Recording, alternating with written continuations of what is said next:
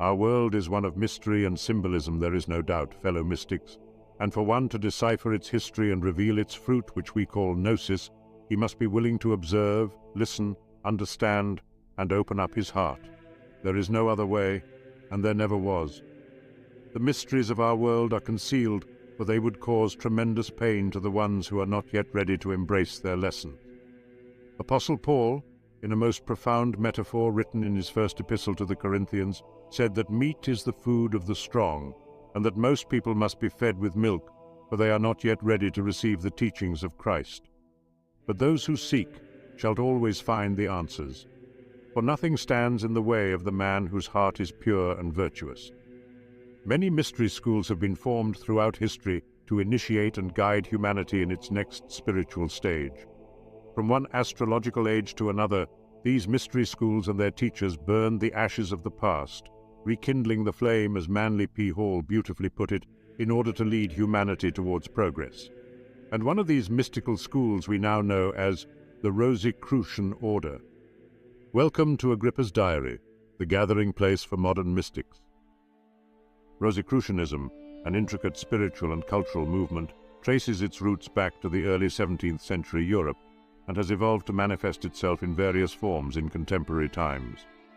The movement draws its distinct character from an eclectic blend of esoteric wisdom, spanning elements of mysticism, alchemy, Christian Gnosticism, and an array of philosophical and spiritual teachings.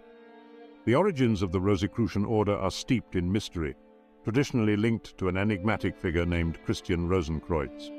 Rather than being viewed as a literal historical figure, Rosenkreuz is often perceived as a symbolic entity. We'll talk about that in more detail later in the video. The term Rosicrucian is derived from rosy cross or rose cross, potent symbols embodying the teachings of the order. The public emergence of Rosicrucianism can be traced to two anonymous manifestos published in the early 17th century, Fama Fraternitatis Rosae Crucis, dated 1610, which translates to the fame of the Brotherhood of the Rosy Cross, and Confessio Fraternitatis, or the Confession of the Brotherhood, dated 1615. In 1617, a third anonymous volume was published, The Chemical Wedding of Christian Rosenkreuz. While the first two texts serve as an introduction to the laws and background of Rosicrucianism, The Chemical Wedding of Christian Rosenkreuz is particularly interesting for another reason. Drenched in profound allegory and symbolism, the story depicts the enigmatic Christian Rosenkreuz being invited to a celestial wedding. This spiritual nuptial ceremony, however, is not of the ordinary sort. It's a chemical wedding, a term that implies a process of alchemical transformation, a symbolic journey of purification and unification, akin to the refinement of base metals into gold in the alchemical tradition. Throughout the text, Rosenkreuz encounters an array of symbolic characters and undergoes trials, all of which serve as metaphorical representations of the inner transformational journey. His experiences are emblematic of the initiate's path to spiritual enlightenment and the transcending of dualistic consciousness. Thus, the chemical wedding not only paints an allegorical portrait of the alchemical process, but also provides a roadmap for spiritual transformation and illumination.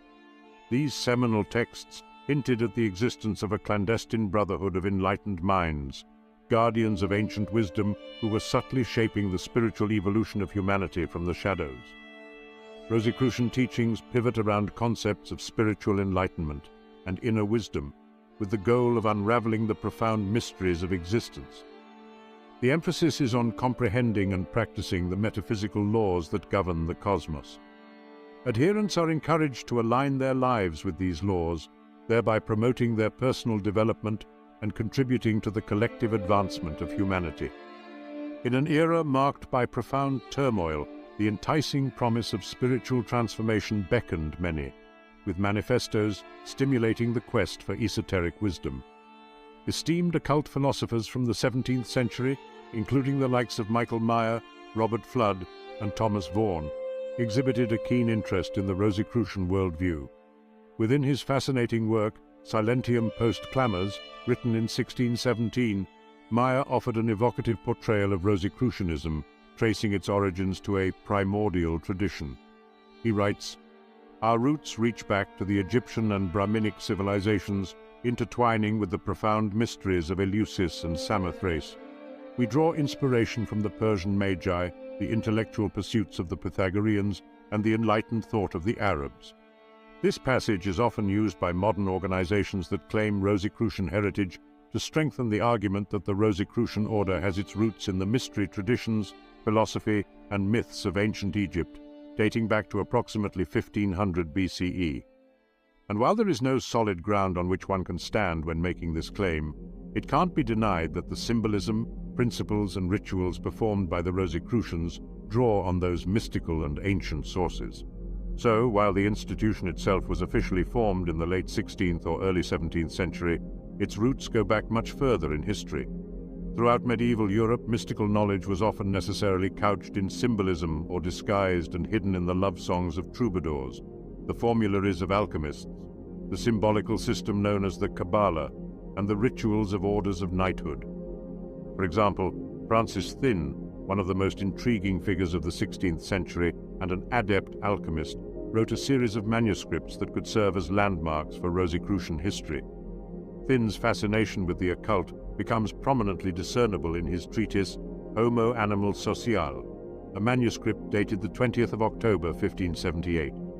In it, he explores topics like Egyptian hieroglyphics and the Druids.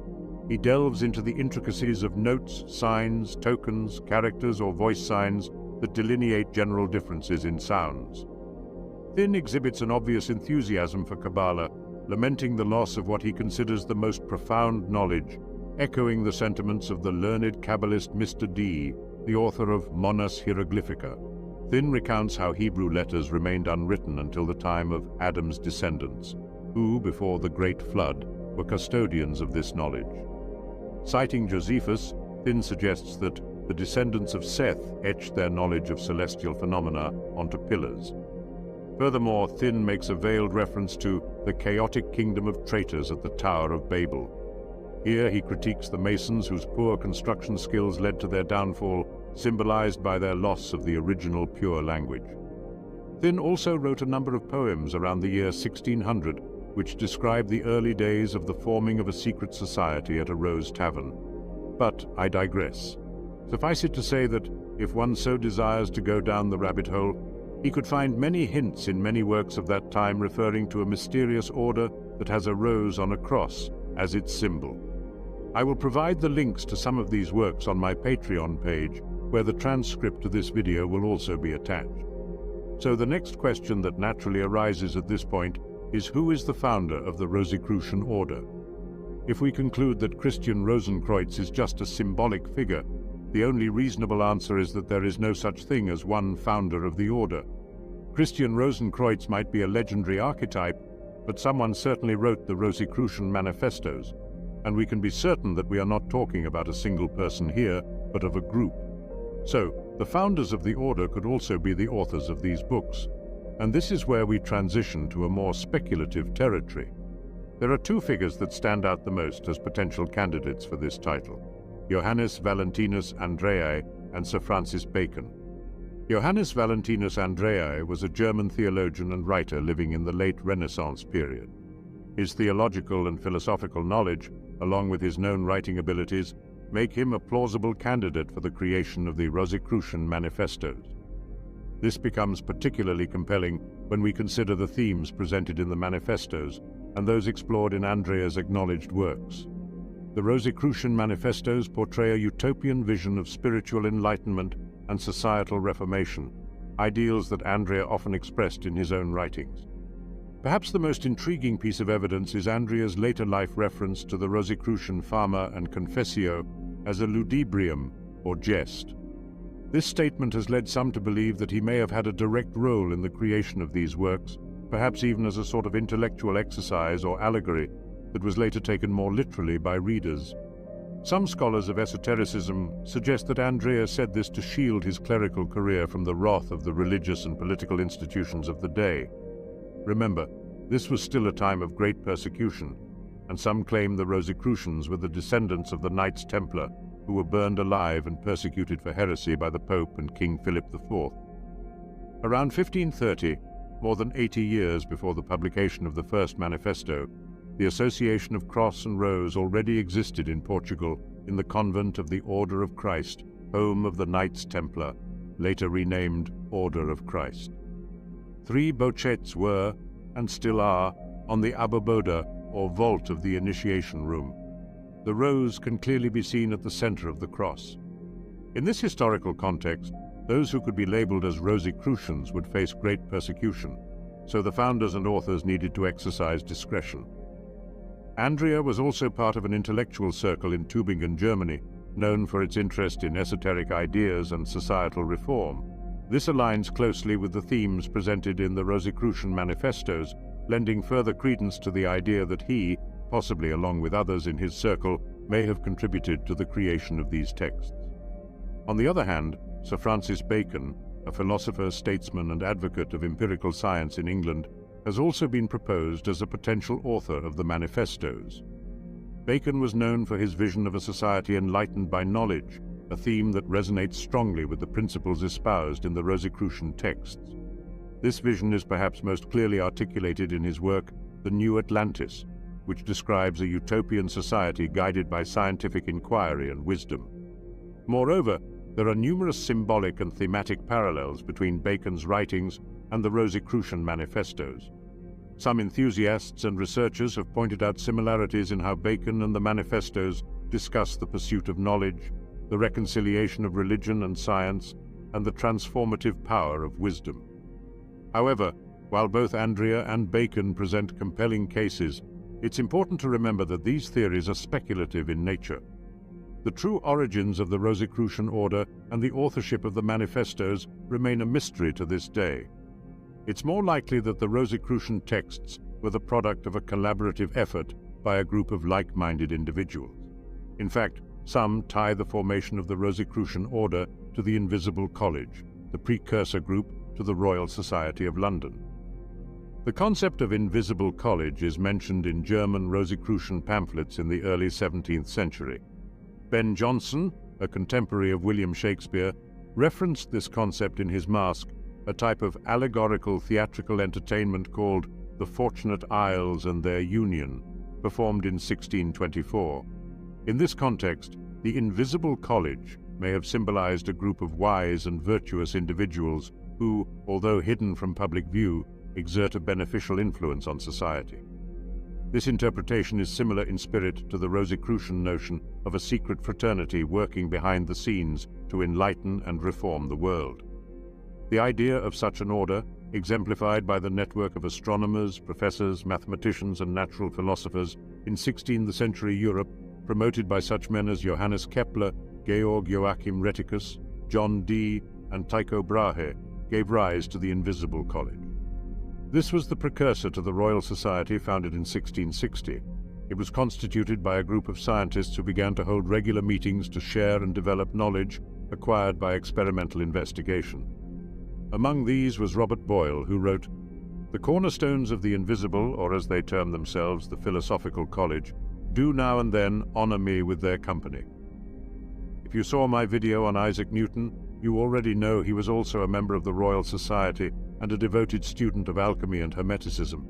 In fact, many individuals associated with the Invisible College were interested in alchemy and the Hermetic philosophy, which are also key elements of Rosicrucianism. So to conclude, one may confidently say that the Rosicrucian Order was formed by a handful of individuals, which were prominent thinkers of that time, rather than one individual. But let's talk about Christian Rosenkreutz and his potentially symbolic meaning in this story. According to the legend, Christian Rosenkreutz was born in 1378. He was the last descendant of the Germelshausen, a noble German family which flourished in the 13th century. Their castle stood in the Thuringian forest on the border of Hesse, and they had embraced Albigensian or Cathar doctrines, combining Gnostic and Christian beliefs. The whole family was put to death by Conrad von Marburg, except for the youngest son, who was only 5 years old. He was carried away secretly by a monk who was an Albigensian adept from Languedoc. The child was placed in a monastery that had already come under the influence of the Albigenses, where he was educated and made the acquaintance of the 4 other brothers who were later to be associated with him in the founding of the Rosicrucian Brotherhood. The legend states that during his stay with the monk, Rosenkreutz was educated and prepared for a pilgrimage to the Holy Land. While on his journey, He eventually ended up studying in Damascus and then in Egypt. From there, he moved to Damcar, where he was initiated into the Magnus Opus, or Great Work of the Alchemists, and then to Fez in Morocco, which at the time was considered a center of learning. Fez is home to the University of Al-Qarawiyyin, which was founded in 859 AD and is often cited as the oldest continually operating university in the world.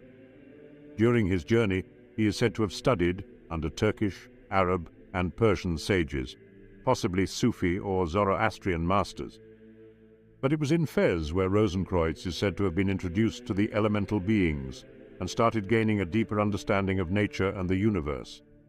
Manly P. Hall writes, "From the Arabians, CRC also learned of the elemental peoples and how, with their aid, it was possible to gain admission to the ethereal world where dwelt the genii and nature spirits. CRC thus discovered that the magical creatures of the Arabian Nights Entertainment actually existed, though invisible to the ordinary mortal. From astrologers living in the desert far from the concourse of the marketplace, he was further instructed concerning the mysteries of the stars, the virtues resident in the astral light, the rituals of magic and invocation, the preparation of therapeutic talismans, and the binding of the genii. CRC became an adept in the gathering of medicinal herbs, the transmutation of metals, and the manufacture of precious gems by artificial means. Even the secret of the elixir of life and the universal panacea were communicated to him. Enriched thus beyond the dreams of Croesus, the Holy Master returned to Europe and there established a house of wisdom which he called Domus Sancti Spiritus.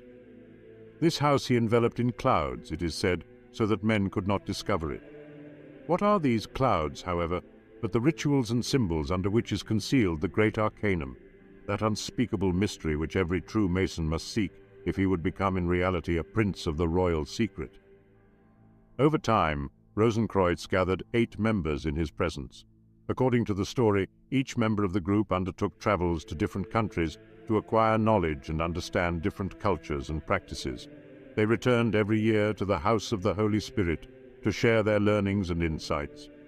When Rosenkreutz died at the age of 106, his brethren buried him in a 7-sided vault inside the House of the Holy Spirit. This vault is said to be filled with magical symbols and allegorical images, and at the center laid an altar with the preserved body of Rosenkreutz. The Fama Fraternitatis tells us that Rosenkreutz's vault was discovered 120 years after his death. The vault was illuminated by an artificial sun, and the brothers found, among other things, a compendium of the knowledge Rosenkreutz had accumulated, inscribed in the mysterious Book M.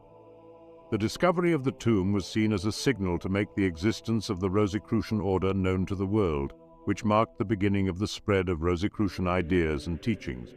The vault, filled with symbols and allegorical depictions, represented the immense wisdom and knowledge accumulated by Rosenkreutz and his brethren. Some occultists, including Rudolf Steiner, Max Heindel, and Guy Ballard, have stated that Rosenkreutz later reappeared as the Count of Saint-Germain, a courtier, adventurer, and alchemist who reportedly died on the 27th of February, 1784. Steiner once identified Rembrandt's painting A Man in Armor as a portrait of Christian Rosenkreutz, apparently in a 17th century manifestation.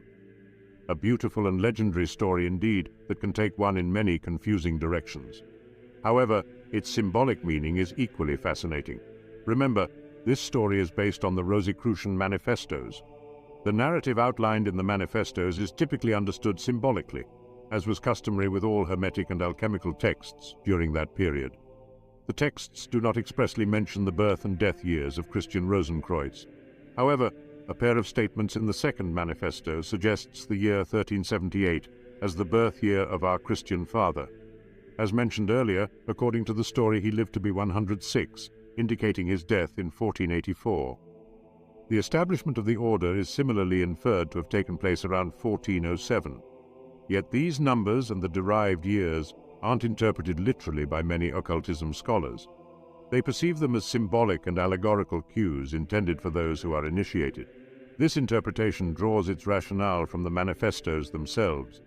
On one side, the Rosicrucians evidently embraced the Pythagorean tradition of visualizing objects and ideas numerically, as indicated in the manifestos. On the other, they plainly state, "We speak unto you by parables, but would willingly bring you to the right, simple, easy, and ingenuous exposition, understanding, declaration, and knowledge of all secrets. For example, the tomb of CRC is described in the Fama Fraternitatis as a 7-sided vault. On each of its 7 walls, there are inscribed 10 symbols or figures. They are neither described nor explained in the Fama Fraternitatis, but they were later used by the members of the Hermetic Order of the Golden Dawn to develop their symbolism and rituals. In fact, the original grade structure of the Golden Dawn was heavily inspired by Rosicrucianism.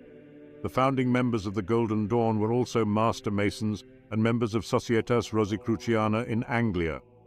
We'll dive into that in another video, so make sure you subscribe to the channel. Anyway, the metaphorical nature of these legends lends a nebulous quality to the origins of Rosicrucianism. The opening of Rosenkreuz's tomb is thought to be a way of referring to the cycles in nature and to cosmic events, and as well to the opening of new possibilities for mankind, consequent on the advances of the 16th and early 17th centuries. Similarly, Rosenkreuz's pilgrimage seems to refer to the transmutation steps of the Great Work. Similar legends may be found in Wolfram von Eschenbach's description of the Holy Grail as the Lapis Exilis, guarded by the Knights Templar, or in the Philosopher's Stone of the Alchemists, the Lapis Elixir. Also, Rosenkreuz's crypt, according to the description presented in the legend, is located in the interior of the earth, recalling the alchemical motto vitriol, which stands for Visita interiora terrae rectificando invenies occultum lapidem, translating to visit the interior of the earth, and by rectification thou shalt find the hidden stone. Its meaning is the following: visit the interior of the earth represents the call to introspection and self-examination. The earth represents oneself or one's interior life, including the unconscious mind. The process urges one to delve deep into their own psyche to understand their true nature, thoughts, desires, and fears. Rectifying suggests the process of correction or purification. Once a thorough self-examination has been undertaken, the next step in the process is to purify oneself or to rectify errors, weaknesses, or flaws. This can involve various personal growth processes, moral improvements, and spiritual disciplines. Invenies occultum lapidem translates to, you will find the hidden stone. This represents the end goal of the alchemical process, achieving the philosopher's stone, which here represents self-realization, enlightenment, or inner transformation. This might be compared to achieving a state of wisdom, peace, or understanding, in which one has transcended base desires, compared to base metals in literal alchemy, and achieved a state of higher consciousness or spiritual purity, compared to gold. So, the Rosicrucians were also adept practitioners of spiritual alchemy, and not only that, they also left an indelible mark on Freemasonry. In fact, 2 Rosicrucian-inspired Masonic rites emerged toward the end of the 18th century. The rectified Scottish Rite, widespread in Central Europe where there was a strong presence of the Golden and Rosy Cross, and the ancient and accepted Scottish Rite, first practiced in France, in which the 18th degree is called Knight of the Rose Cross. According to Manly P. Hall, the secret doctrine that flows through Freemasonic symbols, and to whose perpetuation the invisible Masonic body is consecrated, has its source in 3 ancient and exalted orders. The first is the Dionysiac Artificers, the second the Roman Collegia, and the third the Arabian Rosicrucians. In his book, Lectures on Ancient Philosophy and Introduction to the Study and Application of Rational Procedure, the Venerable Hall writes, the mysteries of Egypt and Persia that had found a haven in the Arabian desert reached Europe by way of the Knights Templars and the Rosicrucians. The Temple of the Rose Cross at Damascus had preserved the secret philosophy of Sharon's Rose. The Druses of Lebanon still retain the mysticism of ancient Syria, and the dervishes, as they lean on their carved and crotched sticks, still meditate upon the secret instruction perpetuated from the days of the 4 caliphs. From the far places of Iraq and the hidden retreats of the Sufi mystics, the ancient wisdom thus found its way into Europe. Several initiated Rosicrucians were brought from the mainland to England, where they remained for a considerable time designing the symbolism of Freemasonry and incorporating into the rituals of the order the same divine principles and philosophy that had formed the inner doctrine of all great secret societies from the time of the Eleusinian in Greece. In fact, The Eleusinian mysteries themselves continued in Christendom until the 6th century after Christ, after which they passed into the custody of the Arabians, as attested by the presence of Masonic symbols and figures upon early Mohammedan monuments. The adepts brought over from the continent to sit in council with the English philosophers were initiates of the Arabian rites, and thus through them the mysteries were ultimately returned to Christendom. Upon completion of the bylaws of the new fraternity, the initiates retired again into Central Europe, leaving a group of disciples to develop the outer organization, which was to function as a sort of screen to conceal the activities of the Esoteric Order. Such, in brief, is the story to be pieced together from the fragmentary bits of evidence available. The whole structure of Freemasonry is founded upon the activities of this secret society of Central European adepts, whom the studious Mason will find to be the definite link between the modern craft and the ancient wisdom. The outer body of Masonic philosophy was merely the veil of this Kabbalistic order, whose members were the custodians of the true arcanum. Does this inner and secret brotherhood of initiates still exist independent of the Freemasonic order? Evidence points to the fact that it does, for these august adepts are the actual preservers of those secret operative processes of the Greeks, whereby the illumination and completion of the individual is effected.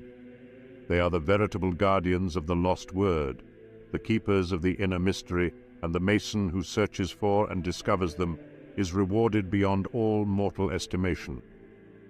So, as you can see, Rosicrucianism is much more than just a myth.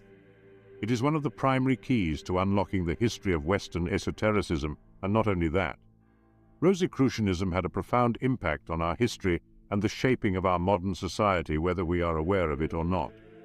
It is the junction point, a fork in the road in the development of modern spirituality. Although at first glance one might think this legendary mystery school has faded out in history, its teachings and practices continue to be shared with those who seek illumination. But beware of those who claim to be the descendants of the Rosicrucians.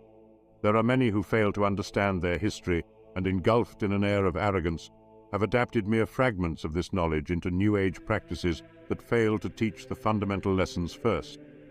And these fundamental lessons require one to cleanse his soul by embracing compassion, the acceptance of universal knowledge, the desire to heal and protect, and the advancement of spiritual development.